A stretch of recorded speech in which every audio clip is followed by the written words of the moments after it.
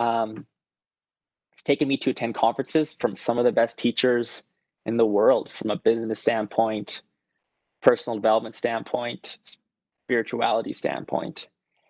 And it's led me to get to know a lot of those teachers on a personal level. So the first lesson that I want to share with y'all is falling in love with learning. You might be thinking, I have just spent the last 13 years of my life learning. I know how to learn. And there's a big difference from being told what to learn to pass a course or to get a grade versus loving a topic so much that you spend your free time learning it. Yeah. So learning either is now or soon to be a choice for each and every one of you. You can either choose to keep pushing to become smarter and more knowledgeable, or you can decide to never pick up a book again for the rest of your life. Last year, a guy named Kelso, who's also on this video, Kelso is a very successful entrepreneur with multiple businesses. And we chatted just a few months back, and he told me on the phone how he was going back to school to get a master's in business. You know, he's very successful. He has no real need to get that education, but he is driven by the passion for more knowledge and more growth. A great way to tell if you've chosen the right path in your career standpoint is, do you want to spend time learning it? And the key word for that is, do you want to? Find what you love and you will never work a day in your life. Simple as that. So a friend during those early days called me. So I was probably fresh into the internship with myself. And he called me and said, do you want to go to an entrepreneurial conference? And I had no idea what that was. But I was over the moon, fired up, absolutely, hung up the phone, realized I had no money. Excuse me. So I called him back and said, I appreciate the gesture, but I can't afford the flight. I can't afford the hotel, all that goodness. And his response was, I got you. So we flew off to Aspen, where the conference was held, which is probably one of the cooler places I think a conference could ever be held.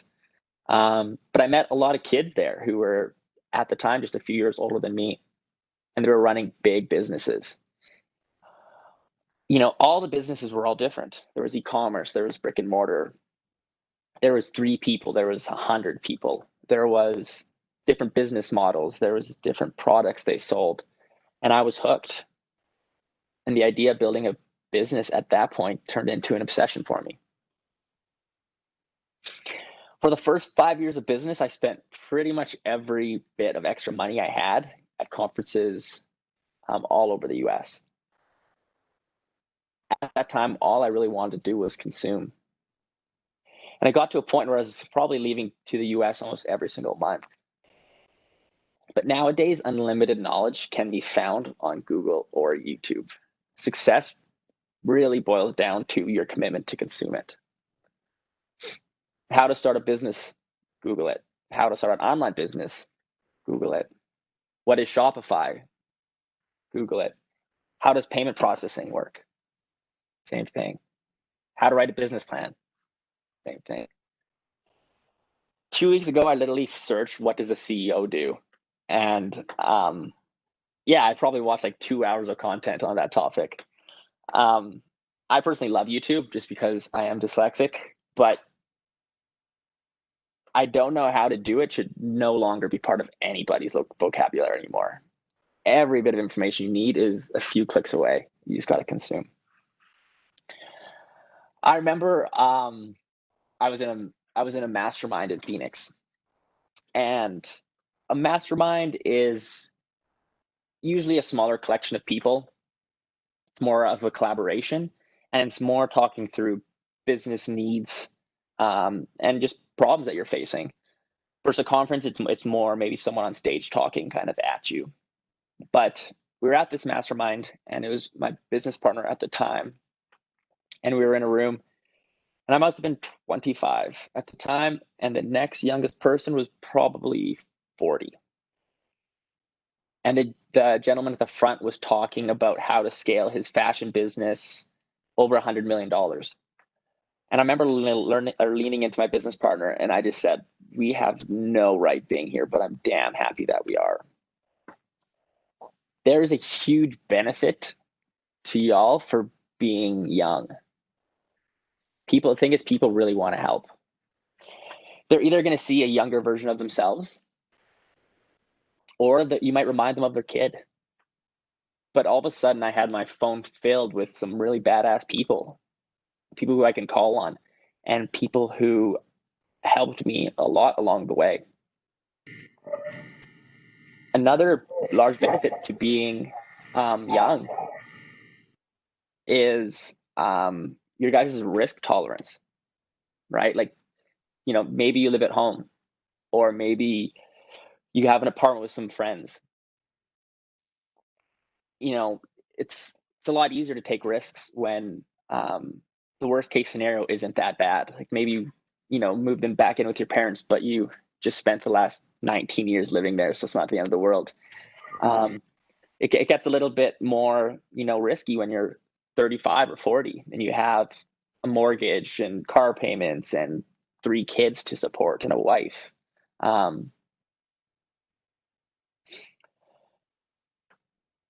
So the network that I have built over time has helped my business get through some really tough times. You guys might not have the opportunity to travel like I did, but there is social media now. There is Instagram, there's Facebook, there's LinkedIn. You could find people who made really good content on that you want to talk to, find them on LinkedIn, send them a message.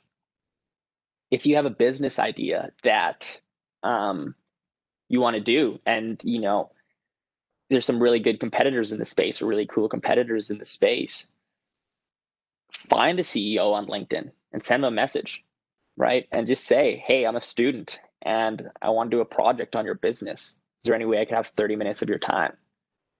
And you will be blown away at how many people say yes, right? You can send messages to competitors. You could send messages to CEOs, CMOs, CTOs, people who would just inspire you, people who, it's just this world is so easy to connect. And I guarantee that if you put yourself out there, it will slingshot your success in a major way. The reality is everyone loves to talk about themselves. So lesson number 2 is build a network of people with experience that you can learn from. So one of the reasons I wanted to build my own company was because I didn't hear tons of positivity or joy when I talked to people who worked for other companies. It's a grind, or every morning it's hard to get out of bed, or my coworkers are catty and there's tons of office politics. And everyone I knew would just come home stressed. A joyful life consists of joyful days. And it's really hard to have joyful days if you're miserable 50% of that time. I was lucky I wasn't necessarily jaded by real job. I had a few super shitty manual labor summer jobs to pay bills, but nothing serious. So when it came to building a team and putting systems in place for how that team functioned, it was less based on this is the way it should be done, and it was more based on this is the way I want to do it. And like most people, I started by hiring my friends. I would not recommend this unless you're damn certain they are the right person. I've lost friends over this, and it sucks. I've had to buy out a business partner for 7 figures, and it sucks. So, first employees are never easy.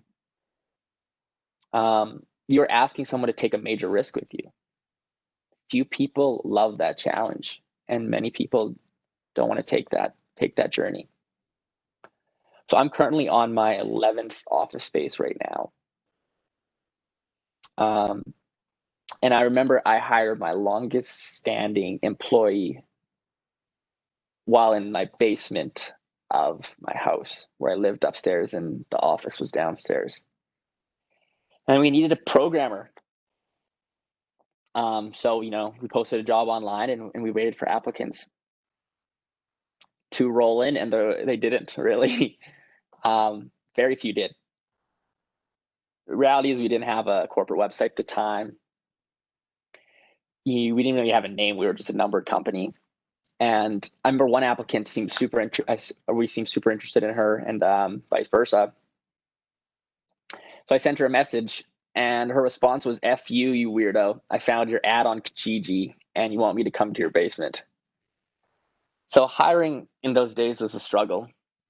But eventually, a guy named Vitaly, who took 2 buses and had to walk to my house, shows up. And I think I'm probably more nervous than he does, because we really needed somebody. And about 10 minutes into the interview, I had to ask. I just said, "Are you okay working in my basement?" And I remember he looked around. "Absolutely," was his response. And Vitaly still works with me to this day. So one of the most important decisions you will ever make when building a business is who you decide to build it with.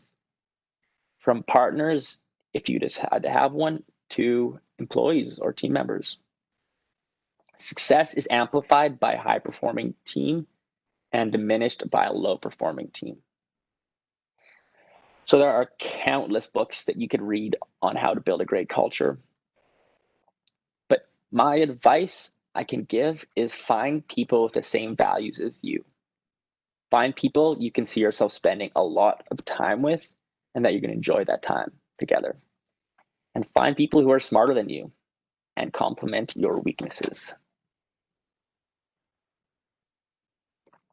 So lesson number 3 is you can't do it alone, but choose your people wisely. So most people will never become an entrepreneur. They are afraid of failing. Being an entrepreneur is about taking risks, and some people are just not comfortable with that. So I have a nephew, and when he first tried to walk, he didn't figure it out. But we didn't call him a failure for it. We knew that he was going to try and try again. And it was going to take some time, and the little dude was going to fall and probably fall down a shit ton, but he will get up and he will figure it out, and he will learn how to walk just like billions of people do. If you're able to reframe the word failure as being a necessary learning experience, you are 10 times more ahead than anybody else. Failure today becomes knowledge for tomorrow. And if you think you're going to get it right the first time and it's going to be smooth sailing, you are probably wrong. As simple as that. There will be challenges and there will be setbacks.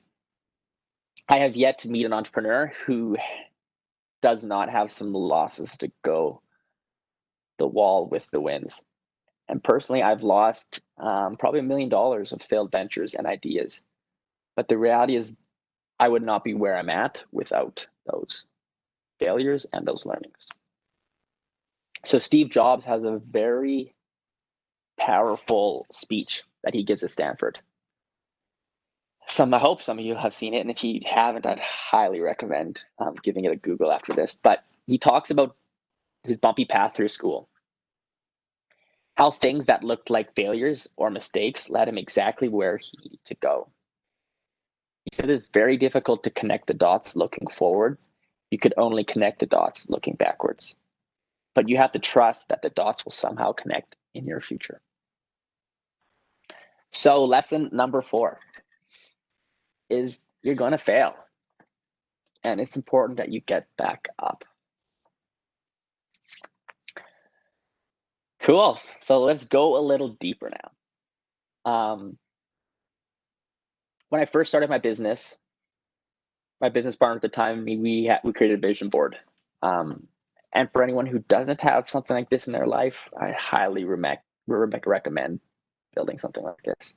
But our business vision board, which was on the wall of our office, we had a picture of Necker Island. And what Necker Island is it's a private island owned by Richard Branson. And it's an island that's invite only, and it's where he usually has events for entrepreneurs. So we had this right on our vision board with zero idea how we'd ever get there. And years passed, but eventually we got a call from a mentor who became a really close friend. And his girlfriend was close with Richard Branson, and he asked her to put on an event for entrepreneurs on this island. And he called asking if we wanted to join, and we were absolutely over the moon. I'm sure everyone has had this happen to them at some point in their life. You cast something out there, and the world or the universe provides. Maybe you've heard your thoughts become your reality, or the quality of your thoughts will be determined by the quality of your life, or positive thoughts equal a positive life, while negative thoughts equal a negative life. I have a very strong belief in the above. Something I could talk for an additional hour about alone, but there's something to it. And when the world presents, you have to say yes. So we did, and we flew into the British Virgin Islands, and you take a boat to what is this, probably one of the most beautiful places I've ever been. Richard spent $100 million renovating this island, and half of it is a semi-resort in a sense, and the other half is where he lives with his wife and family when they come and go, I assume. But the island's covered with animals everywhere. There's giant tortoises. There's lemurs. He has lemurs everywhere. Some are walking freely, and some are in cages, because I assume the ones in cages are more endangered. But yeah, people, for some reason, lemurs like to make babies on that island. So people send them from all over the world to Richard's Island to create more.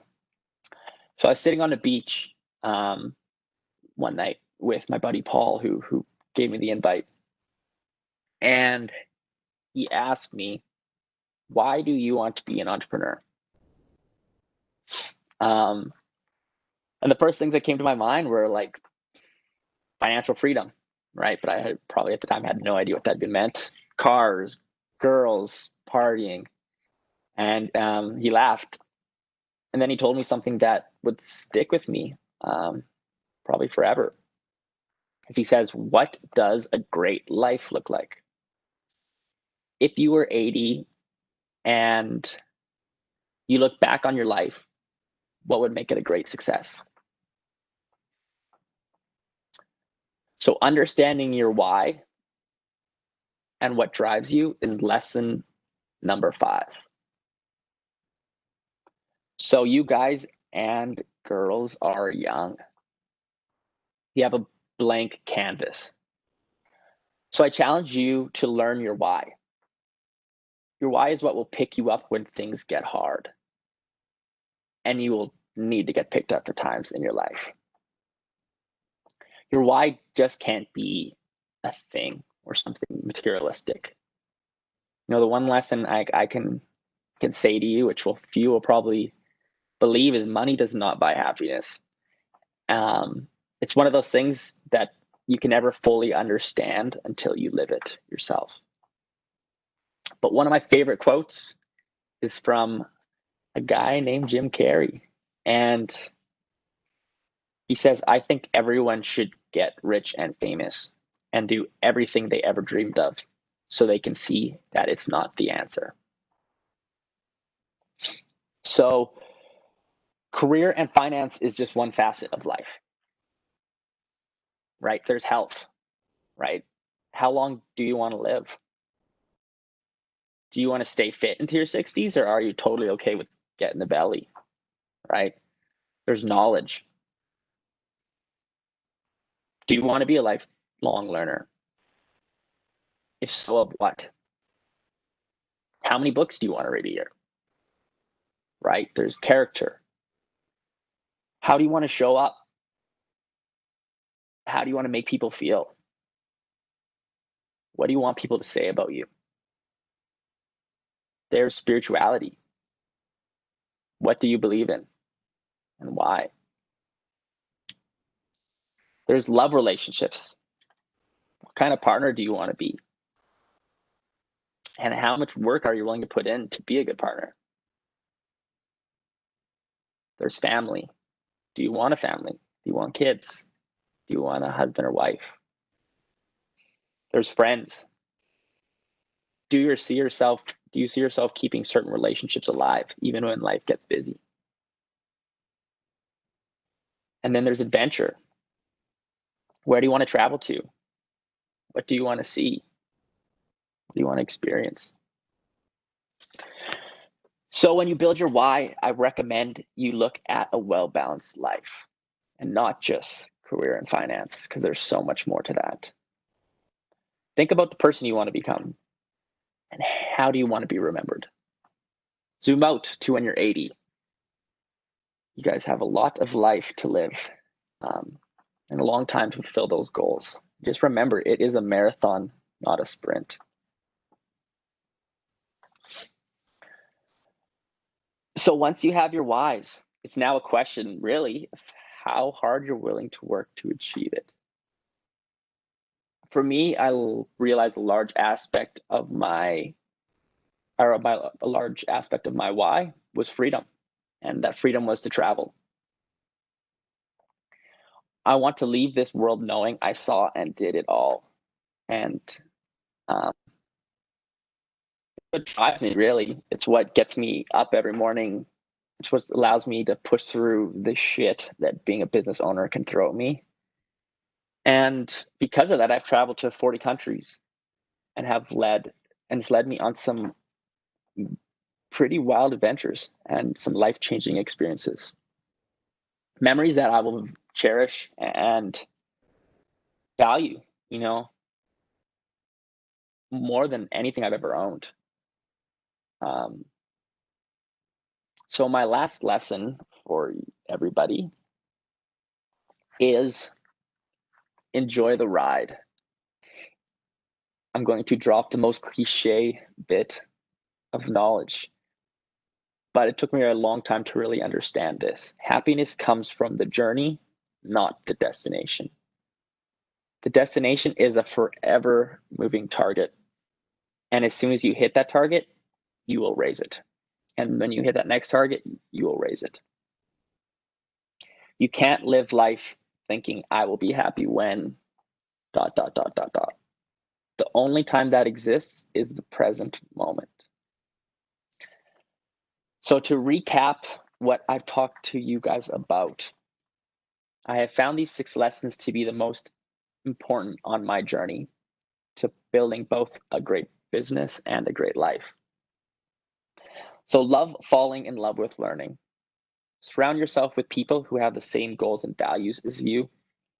Be okay with failing because it's going to happen.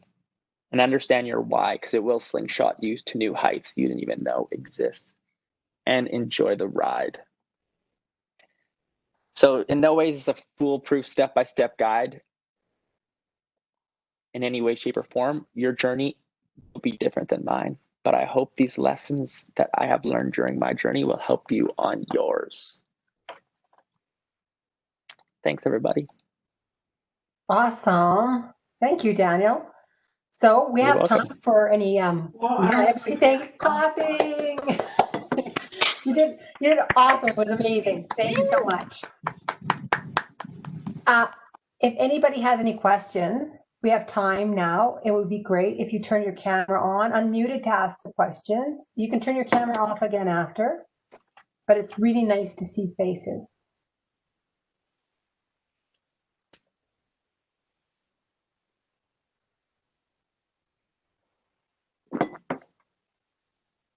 No, everybody's so shy. Well, I got questions, but I want to leave it up for the students for the most part.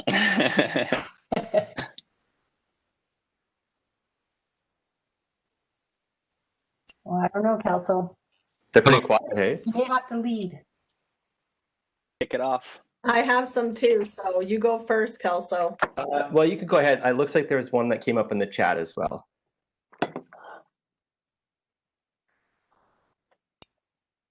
I have a question. I saw your website for Mindable, but what is your business? Because I can't understand it right now. I see you have two websites, but what is your business? Yeah. So what we do is we consider ourselves a publishing company. So we publish authors, both from a product standpoint and a content standpoint. So our two major brands right now are an astrology website and a personal wellness website. So astrologyanswers.com and dailylife.com.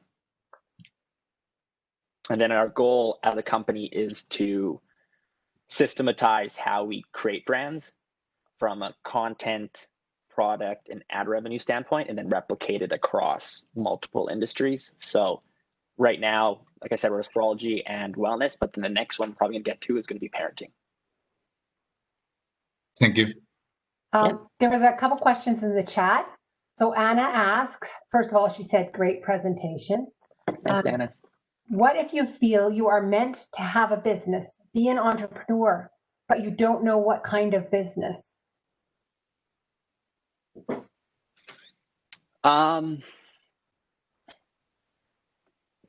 Yeah, like to me, it's just research, right? It's just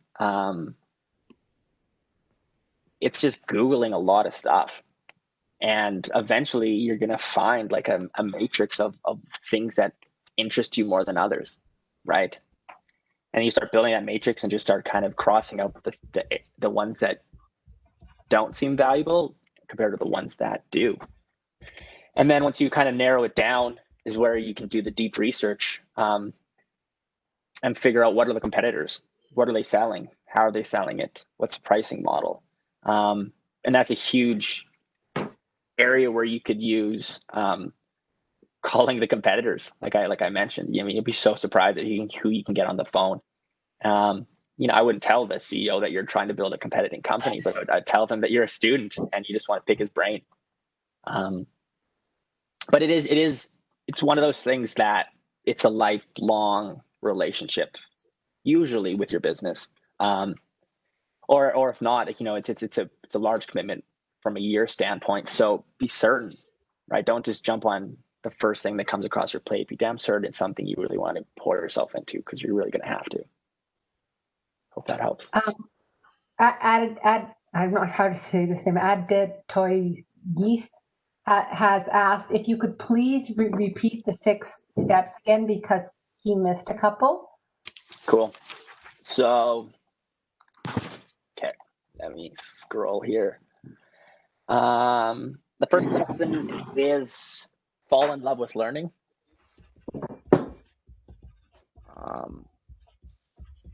Number 2 is build a network of smart people with experience that you could learn from.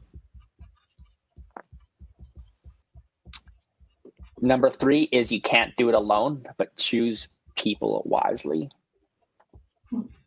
Number 4 is you will fail, or you're going to fail. It's important that you get back up. Understand your why and what drives you. And enjoy the ride. Okay, awesome. And we have another question. How did you know you wanted to get into what you do? Like they put brackets astrology. Yeah. So astrology, we kind of reverse engineered into. So at the time there's a website called Alexa.com, and it's not like the Alexa you speak to. It's a website that monitors all websites online. You can look at like traffic and bounce rate, site speed and all that stuff. But back in the day, they used to have the ability to download most search keywords online. So at the time, we pretty much looked at the first 10,000 most searched keywords, removed porn, which was like 50% of them, and we just went through with the highlighter and found that astrology, horoscopes, sun signs, zodiac signs had tons and tons of search volume, but the competition was nothing that great. It was either really large media companies that owned like horoscope.com, for example, or it was mom and pop astrologers who knew nothing about marketing or online businesses. So, we found a big gap in the market. And yeah, then the reason we call ourselves a publishing company is we are not the expert of the topic, right? Like I am no way, shape, or form an expert on astrology, but we find the best people we can find and publish them. So we'll find the best content writers, we'll find the best product writers, and then with astrology, we kind of just honestly fell in love with the topic after a couple of years of doing it. And we just fell in love with the people who are helping us build it. So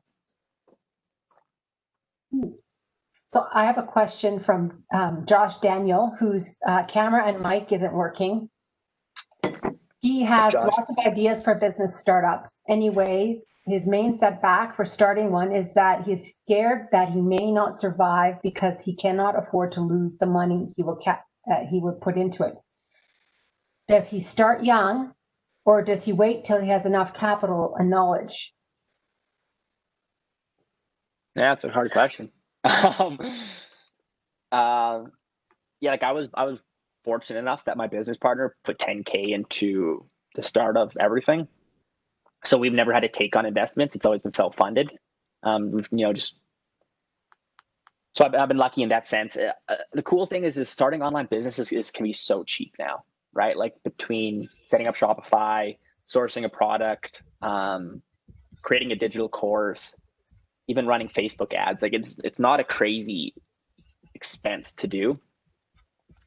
But you're going to be too attached to that money if you're too afraid to losing it, which probably won't allow you to take the appropriate risks necessary. So personally, I've figured out how to get capital you can potentially lose, right? Do you have families and friends who you can raise some money from? Do you have, family and friend rounds are usually the best way to do it. And just, 10 grand really you just got to find. And it's hard. It's a hard question to ask because it's not my attachment to that, but it depends what you need it for life too. Like I needed to survive is a lot different than like I like having in the bank account. It makes me feel comfortable. Like those are two wildly different ways to look at it too. So I don't know. I'm sorry. I hope that helps. I would also add that the older you get, the more commitments you tend to have, and it may become more and more difficult to take a few risks. Oh, big time. Yeah, I think one of my biggest blessings was being young. And a lot of people think of it like no one's serious because I'm young. I don't agree with that at all. I think it's quite the opposite.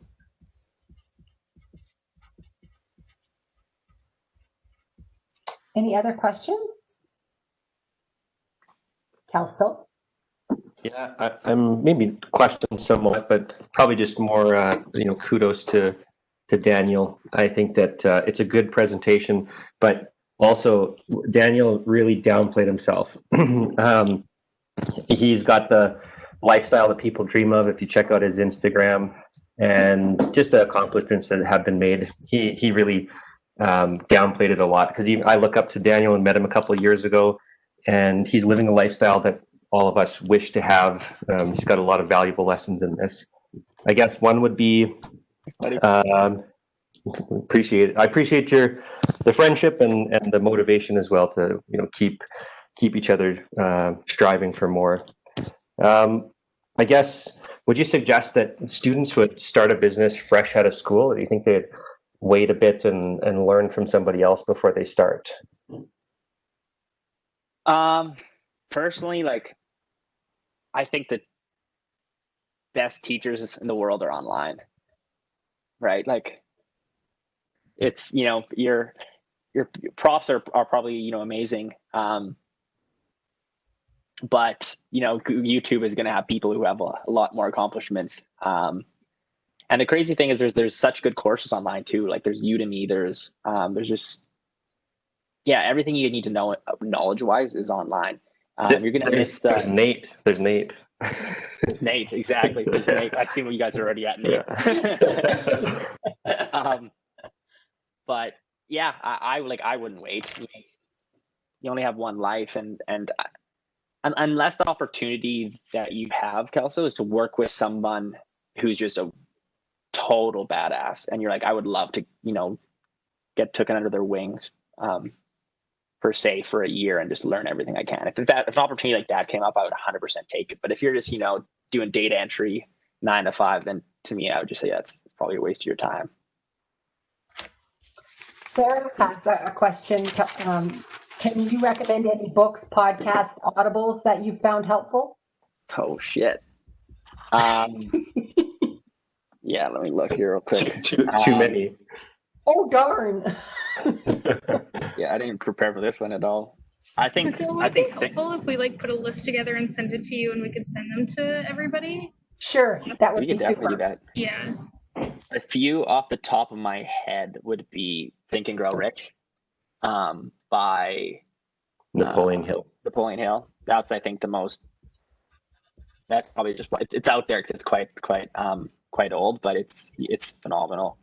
That's really what started above all my entrepreneurial journey. Was a family friend got me that book. The Lean Startup's really good. The Subtle Art of Not Giving a Fuck is awesome. Nothing to do with really business. 4-Hour Work Week is really good by Tim Ferriss. Yeah, we'll send you a list. I have a lot here, and some are awesome. And then I also another great thing is learn from the best, right? Read autobiographies, right? Steve Jobs, it's this thick, I swear to God. And it took me 2 years to get enough courage to actually read the damn thing. But once I did, it's probably one of the best books I ever read. Elon Musk has an amazing autobiography. Shoe Dog, the guy who made Nike, his is phenomenal. So just, success leaves clues, right? So learn from the most successful people, and it's going to help along your journey. Okay, and there's a comment or a question from Anna. Daniel, would you recommend attending Mind Valley conferences? And what was the most valuable lesson you received from attending? Yeah, I love Mind Valley. If there was a company that I thrive to be in model off of, would be Mind Valley. And then what they do is they just work with the coolest authors in the world, and they produce products around them. So Jay Shetty and really big brand names, and they find them, they co-create a product, and then they release it to their list. So Mind Valley conferences, A-Fest is the one that I always attend, but it's more of it's half content, half party, and it's in the tropical destinations, different parts of the world. If you ever have the opportunity to do that, it's life-changing. It's the best thing I've ever done. But they just have a lot of really good online courses too. Be Extraordinary is a really good one.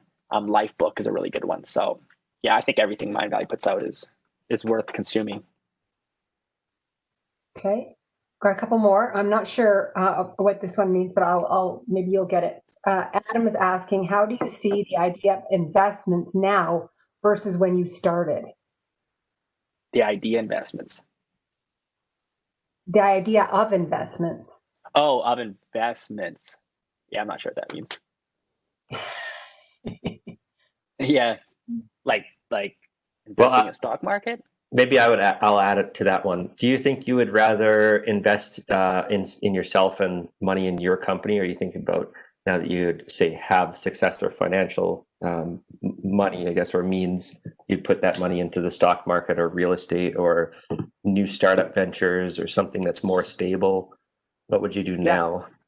Great question. So now, I balance it, right? When I was young, for the first, majority 5-6 years, I just invested everything back into the business, everything back into the business. But I was at a mastermind one time, and I was in a room of probably 20, 30 people, and each person had a hot seat. And again, I was super young and everyone else was quite a bit older. And when it came to my hot seat, I said, what would you tell yourself if you were my age?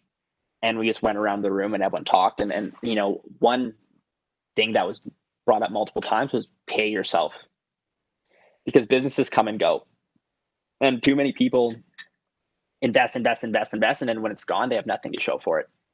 And so, you know, I do a well balance. I'm in the stock market quite a bit. You know, we own this office building. We own the next office building beside it. I also own some residential real estate. So personally, I just, balance it out, because the most risk is still this business. Like if we have an idea that's going to cost a good chunk of change and we think it's going to have a high chance of success, we double down on it, because this is kind of our playground to take those risks. But God forbid something ever happened to Mindable, I'd still be okay. So I think it's important to find that balance. That's awesome. Here's a question. Daniel, any thoughts to the value of your staff have had in your journey? Rob, what do you think?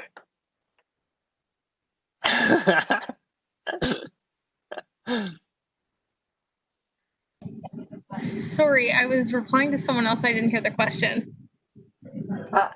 What was So the question? Daniel was asked any thoughts of the value of your staff have had in your journey. Oh God! Oh, thanks, Dan. You're welcome.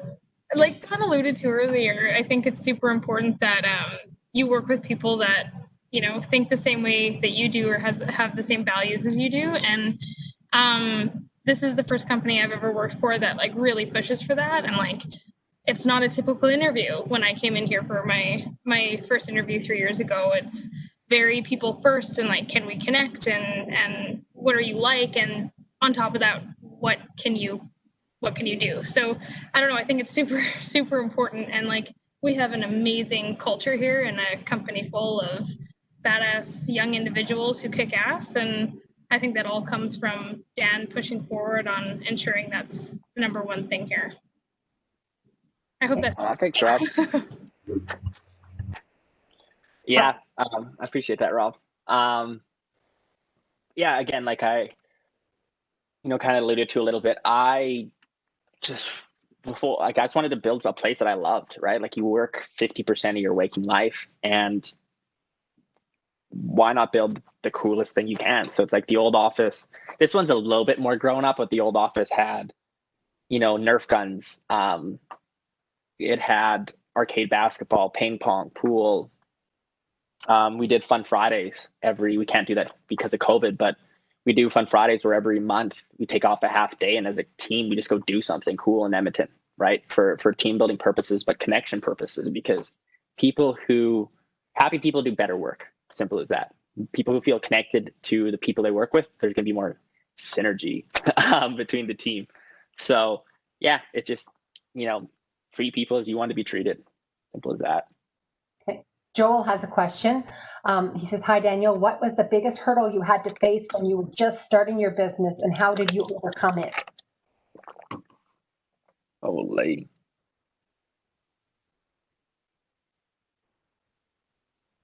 Yeah, like I think my biggest hurdle, which shouldn't be your guys' hurdle, was no one was really doing e-commerce 12 years ago. Like it was out there, but it wasn't nearly as talked about. Everyone who was doing it kept it pretty to their chest. So I really struggled trying to find knowledge on it. And I couldn't find anyone in the city who's done it before. So that's why I went to the US. That's why I went to conferences. So I could sit in a room for 3 days of people who are having the same struggles that I were. But nowadays, like, there's course after course and knowledge after knowledge. So I think that was my biggest struggle. But that's something you guys can, something that took me 3 years to figure out, you guys can figure out in 3 months of really hard research. Apparently you still have hoverboards and basketball arcade in the office. We do, yeah. I've got a question. Daniel, just thinking about Mindable, it's been with you for quite some time now. Could you give me 3 words to describe the culture of Mindable as it stands now? Yeah, so the core values are 3 core values. So it's purposefulness, right? Which is do something that matters, do something that counts, help people. Candor, which is hugely important, which is having hard conversations with each other. When you build a culture of people who really like each other, sometimes they don't have those hard conversations because they're like, I don't want to piss that person off, so I'm not going to tell them. So it's a value because what's best for Mindable is really the decision. So you have to be willing to have that open communication. And then last is do the undoable, which was a huge importance to me because like a lot of my life, I was told that I, just to fit in and, I couldn't overachieve. So do the undoable has just kind of always been one of my life's core values. Cool. Thank you. Thank you. Just a question from Max. He's a very, very talented person on his team, but the guy's kind of lazy. I'm not very good for the ambience in the team. What would you say is more important, talent or have a good team ambience? Team. Yeah, 100% team, right? Like it's you can call it a cancer, you could call it, there's a lot of different names for it, but if you think it's having an effect on the team, it's probably having a lot bigger effect than right? Like if you're hearing whispers here and there that like people are like, that guy's kind of a dick or stuff like that, but like the reality is they're probably doing a lot more harm. So I call it a come to Jesus conversation where you sit someone down and just say, what's up, right? Like you do good work, you're a smart human, but you're kind of not producing or your attitude sucks. So we want you here and I know we can do amazing things together, but you got to figure it out. And if you don't, you're not going to have a job. And you'll be pleasantly surprised at how many people figure it out. Thanks, Daniel. Thank you.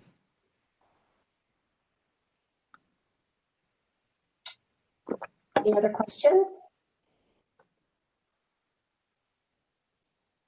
Seems like not.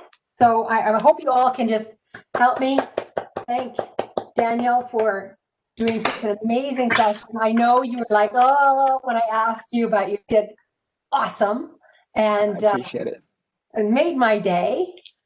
And thank you so much. So really, really appreciate you taking the time to prepare and then also just have such an amazing message to share with everyone. Just so everybody knows, next week we have Startup Edmonton in on Monday for ideation. And the registration deadline is actually tomorrow at 11 a.m. On October 6th, we're doing Wilma Idea Fly. And on the 13th, Bank Your Business and Being Bankable. So if you have any questions, I'm going to be sending out a short survey. Please take a moment to fill it out.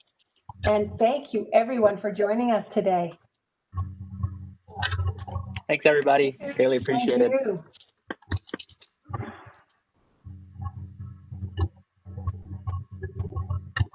you.